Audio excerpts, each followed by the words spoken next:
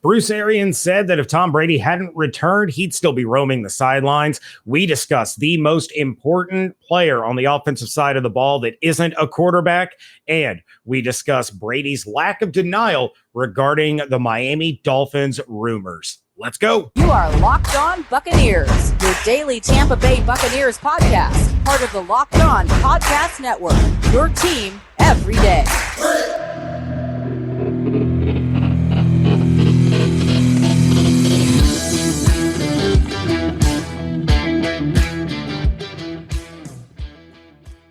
What's up, and welcome to the Locked On Bucs Podcast, part of the Locked On Podcast Network. It's your team every day. We are your daily podcast covering the Tampa Bay Buccaneers, free and available on all platforms, including YouTube.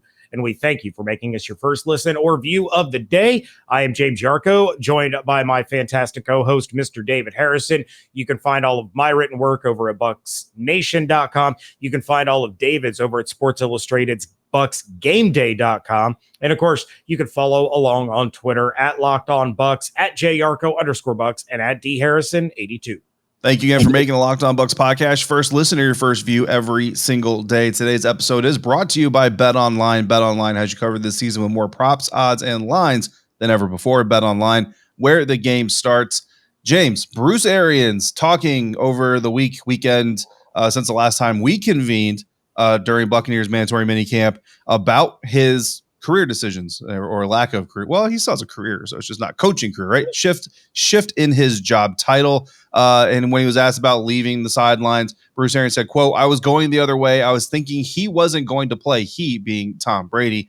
"I was thinking about who are we going to get? Who wants to trade? There wasn't anybody to draft. That was obvious. Shots fired. Me to the public, I was fine with the two we had, Blaine and Kyle, because I've seen Blaine win with a good team behind him. Had Tom not come back, I probably would still be coaching.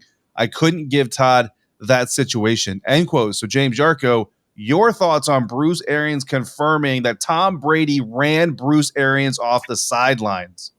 That is not at all what he said. And Tom Brady also vehemently denied the reports that he and Bruce Arians don't like one another. Unlike what he said about the Miami Dolphins rumors, which we'll get to in a little while. But we kind of already knew this, right? We just get additional confirmation, courtesy of Rick Stroud of the Tampa Bay Times, who talked to Bruce Arians and got that quote, that he wanted to leave Todd with a situation that was a good one, right? He had faith in the coaching staff that he had built, that he had assembled, that has been in place for the last 3 seasons. And, he wanted to hand Todd Bowles a team that could contend for a championship, because we all know Todd got kind of a raw deal with the New York Jets. Mm-hmm. Couldn't really dig them out of the hole that their management had dug for them. And continued to dig while he was there. Yeah, I mean, so we know that the Bucs were exploring other quarterback options. We had heard the rumors about Deshaun Watson, what a bullet they dodged there. We had heard that they were doing their due diligence on Baker Mayfield. There could have been some discussions regarding Russell Wilson that we're unsure about at this moment in time. Might come out, might not. Maybe they had no interest. So there were plenty of options that they could have explored, but it looked like every avenue that they were kind of going down was going to be a dead end. So Brady comes back. Bruce says, okay, this is perfect. I can transition away from the side of the field. Todd has a championship caliber team and a very weak NFC. And we have the opportunity to win 2 Lombardis over the course of 3 years. It works out for everybody, I think. Yeah, and of course, Bruce Arians still on the team, right? Moved into a front office role from what I understand, was still riding around the golf cart on the practice fields during OTAs a little bit and during the mandatory minicamp. So definitely, and famously or infamously, depending on which outlet you work for, was sitting dead center in the war room during the NFL draft, because that's a huge deal. Right. Yeah, listen, I like everything you said. Obviously, both Bruce and Tom are lying. They hate each other. And the reason that Bruce Arians retired is because Tom Brady came back. Look, what this does, I'm joking. Everybody calm down. What this does, honestly, it answers a big question. And I think, and this is something that came out, I don't know how much we really dove into it or kind of grabbed onto it and drug along with it. But Bruce Arians' timing of retiring was a little bit fishy. It was kind of questionable. It was like, why would you retire? Usually when coaches retire, it's during the dead part of the offseason before all the major things start happening. And you have all the rumors of Tom and Bruce not getting along, or, more than like a typical coach and quarterback butt heads from time to time, because Coach Arians has admitted several times over that, every once in a while we're going to butt heads, or Jason Light has mentioned, every once in a while there's going to be like a philosophical difference and disagreement, and that's just life. That's how it works. But this really kind of puts everything into that perspective. And I think this makes more sense for the timeline when you look at Bruce saying, look, bottom line, yes, I retired because Tom came back, because I didn't want to leave Todd Bowles in a situation where he's having to scramble for a quarterback taking over as head coach of this team. Oh, by the way, Todd Bowles also still running the defense. So now you have a situation where Todd Bowles is the head coach. He's still running his defense, but now he's also got a new quarterback he's got to break in, or he's got to go try to find a new quarterback.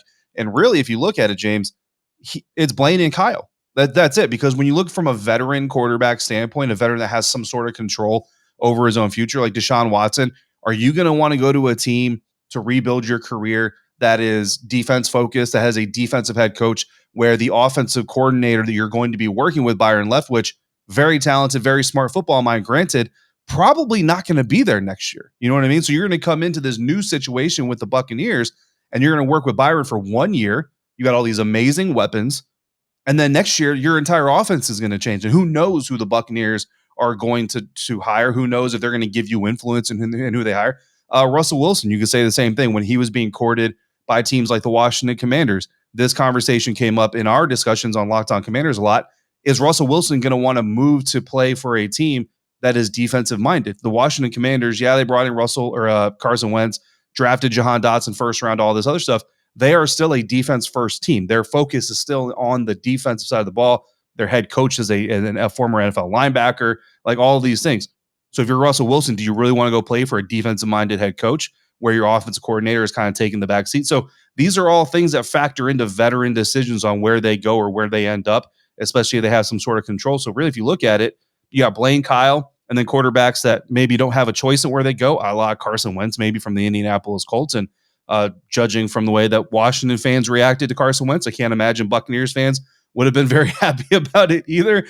So it makes a lot of sense once all this kind of stuff kind of comes to the surface and kind of bubbles up. Did Bruce Arians and Tom Brady butt heads at the time? Probably, absolutely. You pretty much guarantee that they butt heads at some point in time and had some sort of philosophical difference. Is it the reason anything negative happened? Tom walked out and decided to, quote unquote, retire? Probably not. Is it the reason Bruce Arians decided to retire when Tom came back? The reason isn't the negativity or any potential, disagreements between the two. Now we see it. And I think honestly what Bruce is doing is setting up somebody he cares deeply about for a very good second chance of being an NFL head coach. Yeah, there's no doubt about that. And you take a look at the quarterback market that the Buccaneers were having to deal with, and it was slim pickings. Maybe they prevent Ryan Fitzpatrick from retiring and he has a second stint in Tampa. Maybe honestly, I would sign up for that. If it can't be Tom, I would honestly sign up for that. I would have loved the return of Fitzmagic, but maybe they pull off a trade for Baker Mayfield, and that might still be in the cards. Like legitimately, you could be looking at a situation where Tom Brady does end up retiring after the season at the age of 45, the mark that he's always talked about wanting to get to, and the Buccaneers bring in Baker Mayfield, and you can continue to compete at a championship level. Am I saying Baker Mayfield's a championship, caliber quarterback? Not exactly. But again, with the weak NFC, it definitely keeps them in the mix. You can compete for that position with Baker Mayfield. So end of the day, we're all glad that Tom is back. We're all glad that Bruce is still with the organization. We're all glad that Todd Bowles is getting a legitimate opportunity at being an NFL head coach and proving that he can get the job done with a team that, can get the job done. Yeah, absolutely. But it also kind of just shows the influence of Tom Brady. I think not only did it spin the entire Buccaneers offseason on top of its head, but it also, obviously it kind of flipped the professional lives of two men upside down as well. But as important as Tom Brady is, he's not the only important part of the Buccaneers team, certainly not on the offense. We're going to name our most important members of the Buccaneers offense that is not named Tom Brady. And we're going to do that here in a second, thanks to our friends over at BlueNile.com, where you can celebrate all of life's special moments, from creating the custom engagement ring of her dreams to gifting a classic and timeless jewelry piece, all at prices you won't find at a traditional jeweler. Whether you're ready to pop the question or you're celebrating a milestone moment, Find jewelry as unique as her with the modern convenience of online shopping at BlueNile.com. Build the engagement ring of her dreams or celebrate life's special moments with fine jewelry. No matter what you're looking for, Blue Nile has jewelry experts on hand 24/7. So make your moments sparkle with jewelry from BlueNile.com. And Locked On Bucs listeners, you get $50 off purchases of $500 or more. This podcast exclusive includes engagement rings. So use the code Locked On at BlueNile.com. That's code Locked On. Plus, every order is insured, ships free, and arrives in discreet packaging that won't give away what's inside. Shop stress-free and find your forever piece. Go to BlueNile.com today. Thanks again, Bucs Nation, for making the Locked On Bucs podcast first listener review of the day. We have an important favor to ask you. We've been asking you. We put together a survey so we can learn more about listeners like you and make your favorite Locked On podcast even better. This is your opportunity to tell us what you like and don't like about Locked On Podcast. Go to lockedonpodcast.com/survey right now to get started. It won't take you very long, and everyone that completes the survey can qualify for a chance to win one of 10 $100 Ticketmaster gift cards. To take our audience survey, again, go to lockedonpodcast.com/survey, and we thank you ahead of time for your help. James, we all know how important Tom Brady is. We just got done talking about literally Bruce Arians' professional life, Todd Bowles' professional life, completely turned upside down in the blink of an eye. I'm sure it was faster or longer than a blink of an eye, but because of Tom Brady's decision. However, he's not the only important player. He's definitely the most important player, but he's not the only important player on the offensive side of the ball. So we're going to talk about our most important offensive player, not named Tom Brady. And I think we're going not quarterback, right? Because obviously Blaine Gabbert and Kyle Trask not expected to be on the field very often during the regular season. I am going to go predictably, according to you, offensive line. And I'm curious to know why you predicted I would go there ahead of time, which is why when I threw my name in the script, you said I knew you were going to offensive line, but I didn't dive into it because I want to know, but I also want our listeners to know. But it's not left tackle, which I think when you hear I'm going offensive line, I'm going left tackle, blindside blocker, da-da-da. It's actually Ryan Jensen.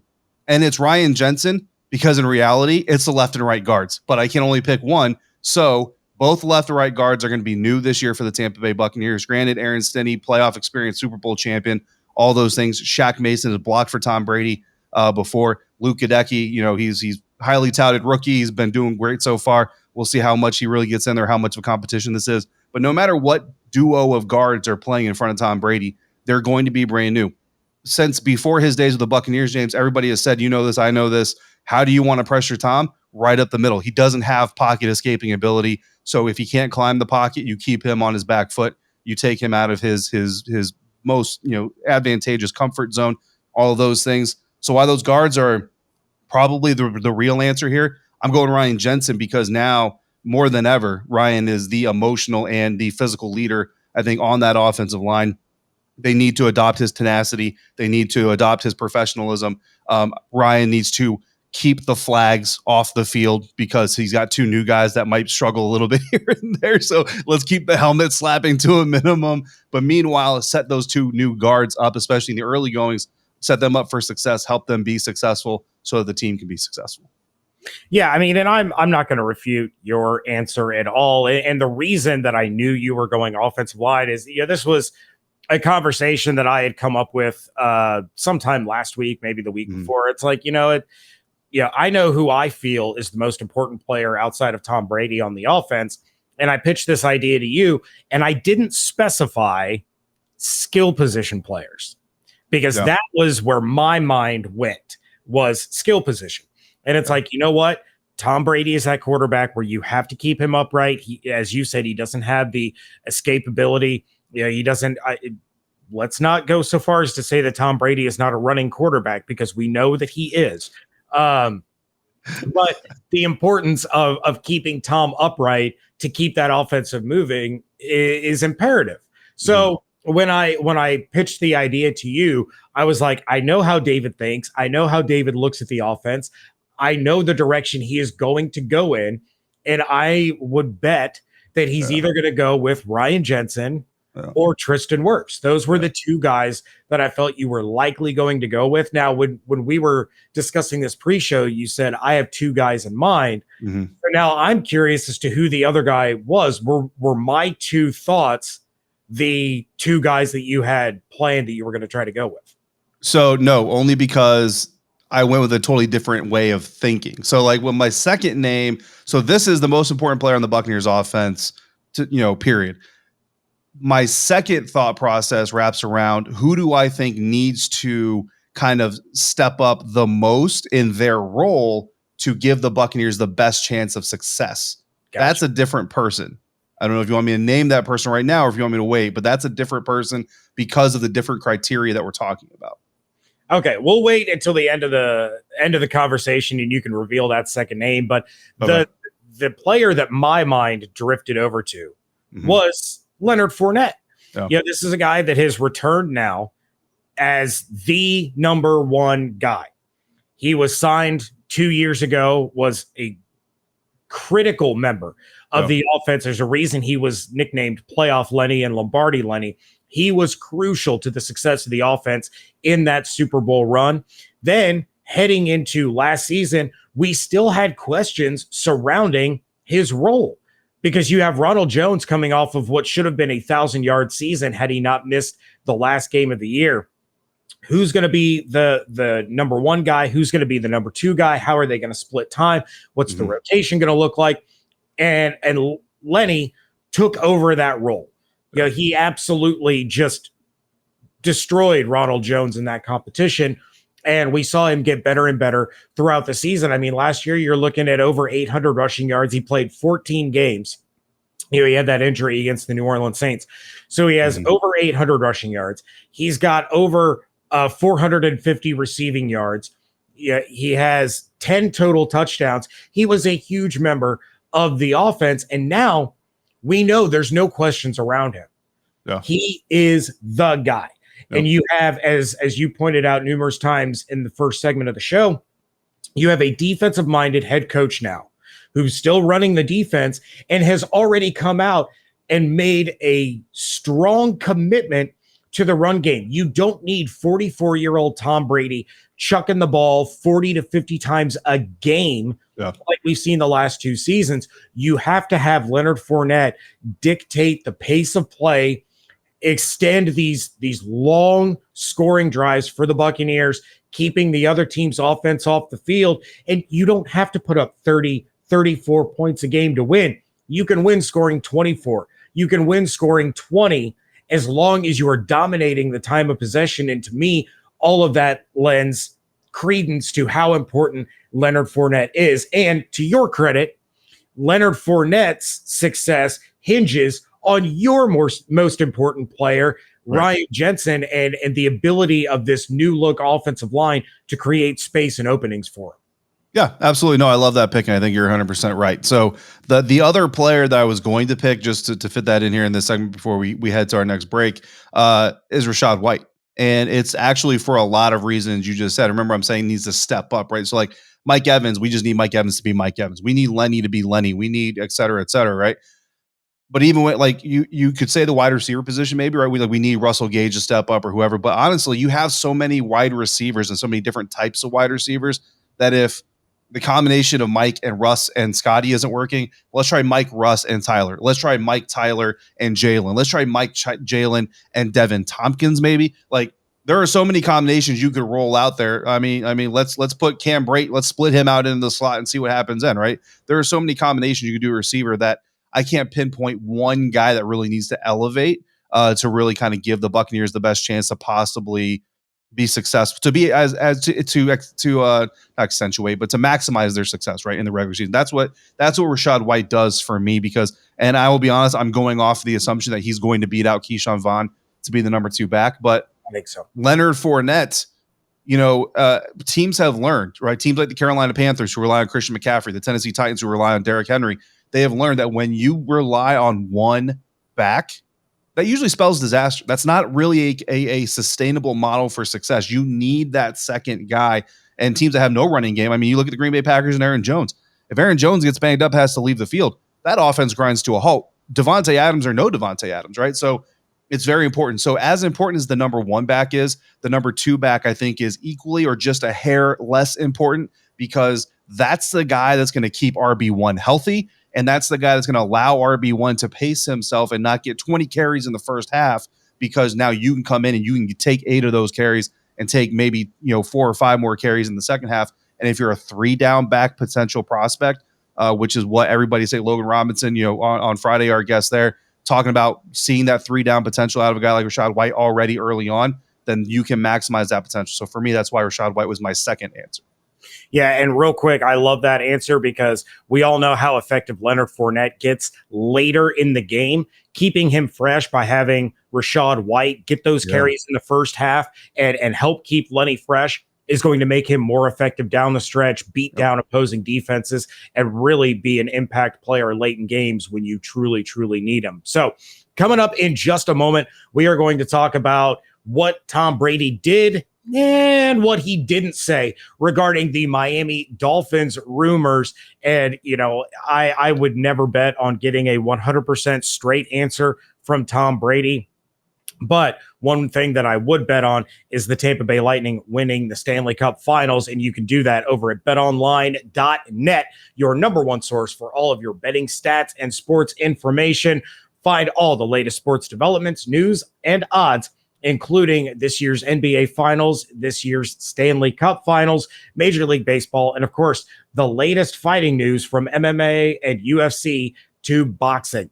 BetOnline is your continued source for all of your sporting wagering information, including live betting, esports, and more. Head to the website or use your mobile device to learn about the trends in action. BetOnline, where the game starts. Wrapping things up here on a Monday edition of the Locked On Bucs podcast. And Tom Brady finally got the opportunity to speak with the media, or should I say the media finally got the opportunity to speak with Tom Brady at the end of last week. And the local writers had not had the opportunity to ask him about all of these Miami Dolphins rumors, from part ownership to forcing a trade to any number of things. So you had all these rumors circulating, and Tom Brady finally got the chance to address them, in which he didn't deny them, but he didn't really confirm them either. Now, we've gone over these rumors numerous times that Brady was in conversations with the Miami Dolphins owner, who was also a Michigan grad. They had that connection there. Apparently the two of them have a really good relationship. And so there was the talk of Tom Brady becoming part owner, but also the quarterback, and bringing in Sean Payton to be the head coach, and all this madness. And Brady was asked about it. And, he basically went in circles and, I have a lot of conversations with a lot of people, but I'm in Tampa and I'm happy to be back with all of my teammates, and we're going to take another run at this, and yada, yada, yada. So at the end of the day, it doesn't matter. It doesn't matter if he had the conversations. It doesn't matter if it was ever discussed between the Dolphins and the Buccaneers regarding a trade. It doesn't matter, because what is happening now is Tom Brady is the quarterback of the Tampa Bay Buccaneers, and he's not going to go half-heartedly into the season just because this Dolphins thing potentially fell through and didn't really matter. Could he become part owner of the Dolphins after he retires from the Buccaneers? Sure. Could he become part owner and quarterback of the Miami Dolphins after his contract with the Bucs expires following the 2022 season? Possibly. All that matters now is that Tom Brady's quarterback of the Bucs for this season, and they have an opportunity to go for a Super Bowl. That is what's important. Yes, absolutely. But this story is entertaining as hell. I don't care. Listen, I believe, now more than anything, that Tom Brady did have conversations of buying a minority stake with the Miami Dolphins. Now, beyond that, right, everything is still conjecture, right? Like, maybe the idea was thrown out, like, once I buy a minority share, then maybe I come out of retirement, we get the Bucs to trade my rights, and then maybe we bring Sean. Like, you know what I mean? Like, who knows how deep the truths really go? But just the answer alone, right? And listen, Tom Brady is a very sure-minded person. He knows what he wants to say. He knows what he doesn't want to say. I'm kind of surprised that Tom wasn't more prepared for this question, and maybe in somewhere in his head he thought, like, well, it's been long enough, maybe they won't bring it up now. I'm obviously here, I'm not going to Miami, but it was going to come up. I mean, I think everybody knew it was going to come up. But listen to some of these answers, of questions he was asked. He was asked about Bruce and his relationship, right? And he said, quote, "He and I have a great relationship. Part of why I chose here was because of Bruce. He knows how I feel about him, and that's the most important thing, and I know how he feels about me," end quote. Beautiful. Perfect. Nailed it, right? Now, later on in the press conference, following the Dolphins conversation, he was kind of asked about, or he mentioned his commitment, like you just said, quote, "That's been my commitment to this team and organization. It's been so much fun for me to come here 2 years ago. It's been almost 2.5 years now. And it's been an incredible part of my football journey, et cetera, end quote, right? Very sure-minded, very, very confident quotes. Here's his quote following the Dolphins question, James. Quote, "I've had a lot of conversations with a lot of people, as I've had for the last 3 or 4 years of my career about, different opportunities when I'm done playing football. So, I kind of made a decision of what I'd like to do, and et cetera, et cetera." The knows, we know what those are, James. Those are pauses. And why are you pausing? Because you're thinking. Why are you thinking? Because you don't know exactly what to say, which means there's a ring of truth there. Now, again, to me, it's just entertaining, right? I don't look at it as like Tom Brady was going to betray the Buccaneers. It's what I do believe is words. I'm just looking at my after football life and what I could possibly be doing. Team ownership is a part of that whole thing. You know what I mean? Broadcasting is another part of that whole thing. So again, I'm with you. Like, I don't think anybody needs to get too spun up about it, but I do find it a little bit entertaining from the soap opera angle of NFL life, but nothing more than that. And just, again, knowing Tom's mannerisms, kind of how he usually comes into things, the and the pauses and all those things. Those aren't there by accident. Those are there for a reason. Yeah, and honestly, with all of that allegedly falling apart, you would think that Brady probably wouldn't explore minority ownership after this season anyway, because that would mean he'd have to walk away from that fat deal that he got from the NFL on Fox to be an announcer. Now, we don't know. They want owners announcing games. Yeah, not so much, unless he's just not allowed to do Dolphins games. But you don't know how that's going to work out, right? You don't know if we're going to have another Drew Brees situation, just, something else that Tom Brady's better at than Drew Brees could be announcing.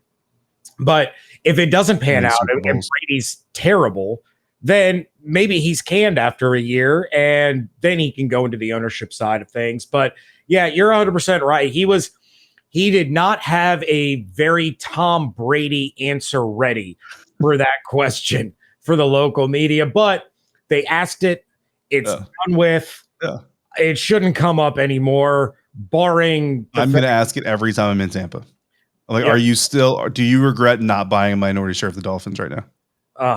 After the Super Bowl, Tom, even with the 8th ring, are you regretting not buying? Yeah, look, I think that's the important thing. Everybody needs to remember. It's not important from a holistic standpoint, right? It's entertaining. It had to be talked about. So, that's basically what we're doing here. But yeah, he's a Buccaneer. Honestly, if I'm Robert Kraft, like if Tom Brady's out there looking to buy minority shares of franchise, how, if you're Robert Kraft, do you not go to Tom and say, Tommy, 10%, let's go. We'll get you 10 points. You come in here and be a co-owner of the New England Patriots. How do you not make that happen? I want to know why he wouldn't buy a minority share of the Buffalo Bills since he's owned them his entire career. Ooh, snap. Just saying.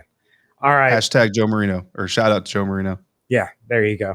And can you imagine I know you didn't watch the match, but for those that did, the amount of trash talk that Brady slung at Josh Allen, can you imagine Brady then being Josh Allen's boss? That'd be hilarious. That'd be awesome. I'm here for it, and I would need it to turn into a reality show. Yeah. I don't care if you put it on ESPN Plus or Hulu or wherever. Give me that reality show of Brady being Josh Allen's boss. All right. With that, David, we are going to get out of here. We will be back on Wednesday.